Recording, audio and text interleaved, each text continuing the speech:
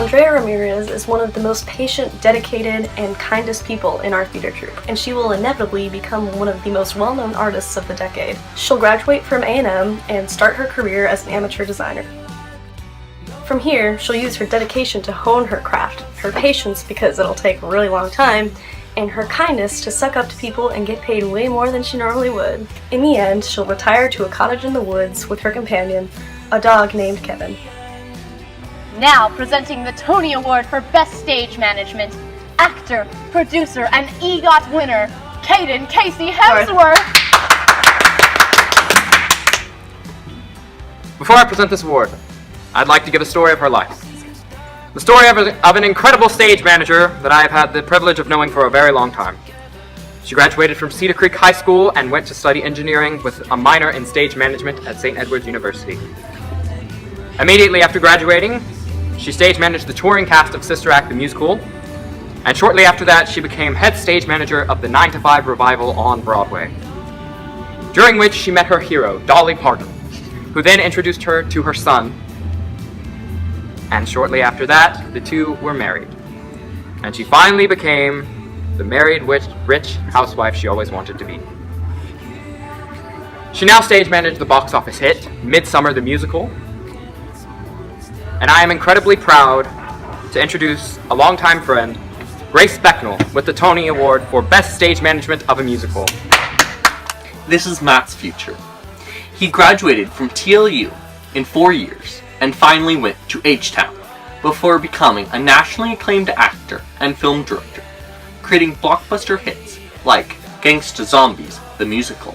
He is married to the love of his life and has had 3 children, all of which became quite successful because of his loving and caring leadership and nurturing.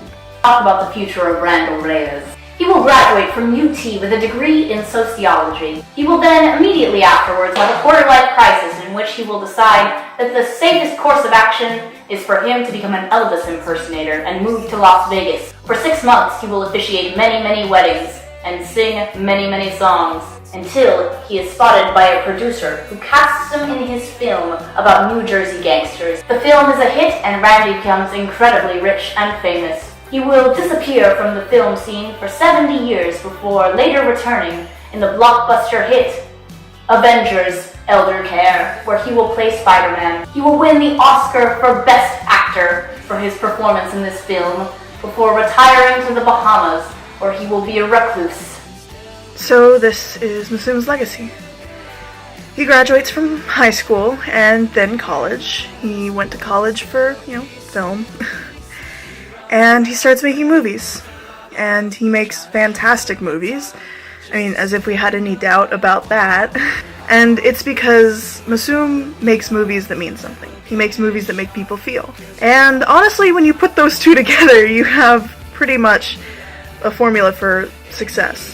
And so Masoom's legacy is one of great movies and a great life. Kiara Thomas is an exceptional alumni from Cedar Creek High School. After graduating, she immediately went into the entertainment field, and her amazing talent impressed everyone she met. She used her fame to help others all over the world and even served as a UNICEF ambassador. When she felt it was time to settle down, she returned to Austin and took over recently retired Ginger's place in coordinating ATSMA and as the Director of Education at the Long Center. Tyler Seago went on to be a Broadway technician. When he is not on Broadway, he resides in Breckenridge, Colorado in the mountains with his Ford Mustangs, 9 Jeeps, and his beautiful wife Jennifer Aniston and their 9 children. In 2035, he went on to be the head Broadway technician of Yee Yee Jeepville. Yee Yee Jeepville is a story about a boy on his journey to become a world-famous Jeep dealership owner. When he was 50 years old, he was cast into the cast of Jeep Diggers. Jeep Diggers traveled around the world discovering classic Jeeps and hiking around the world. But what is a legacy, you may ask? A legacy is planting seeds in a garden you may never get to see. And may your legacy be better than getting shot. I mean, knock on wood. But always remember, even in the darkest night will end and the sun will rise. So do not throw away your shot. When Mariana looked into the future, she always saw herself as becoming an amazing musician.